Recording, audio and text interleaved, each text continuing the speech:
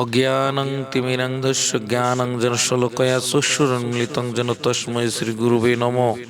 অনুবাদ: যিনি জ্ঞানরূপ অঞ্জন শ্লোকয়ার দ্বারা অজ্ঞান তিমিরের অন্ধ আমার নয়ন উন্মিলিত করিয়া দিয়াছেন, সেই শ্রী গুরুদেবের শ্রীচরণে প্রণাম করি। শ্রী চৈতন্য চরিতামৃতে জ্ঞান তমির নাম কহি কৈতব ধর্ম অর্থ কাম বাঞ্ছা আদি এই সব, তার মধ্যে মোক্ষ বাঞ্ছা কৈতব প্রধান, যা হইতে কৃষ্ণ ভক্তি হয় অন্তর ধ্যান। কৃষ্ণ ভক্তির বাধক যত শুভাশুভ কর্ম, সেহ এক জীবের অজ্ঞান তম ধর্ম।